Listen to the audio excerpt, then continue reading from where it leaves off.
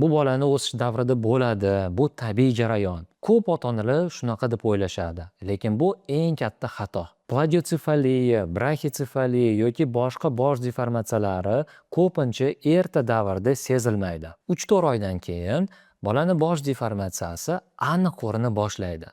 Bu muammoni turli xil ko'rinishdagi ortopedik yostiqchalar yoki osteopat qo'l harakatlari bilan to'g'irlashni iloji yo'q. Bu muammoga butun dunyoda natija berib kelayotgan narsa bu shlem terapiya hisoblanadi. Biz Neocenter jamoasi 4 yildan beri mingdan ortiq bolalarni bosh deformatsiya muammolariga professional yechim berib kelyapmiz.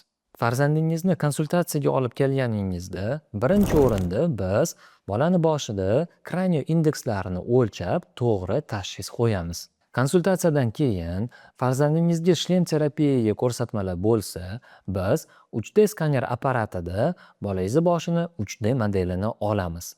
Shu model asosida biz chet eldagi hamkor shifokorlarimiz bilan birga farzandingizga mos keladigan individual shlem yasaymiz. Shlem tayyor bo'lib O'zbekistonga kelgandan keyin biz sizni klinikamizga chaqirib terapiyani boshlaymiz. Shlem terapiya odatda bolani yoshi 4 oyligidan 12 oyligigacha eng samarali natija beradi.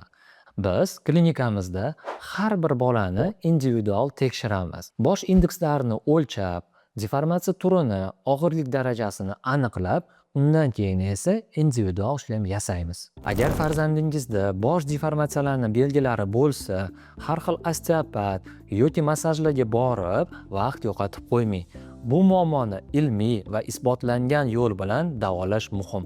Agar sizga shlem terapiya narxi qiziq bo'lsa, kommentariyaga plus qoldiring va biz sizga to'liq ma'lumot yuboramiz.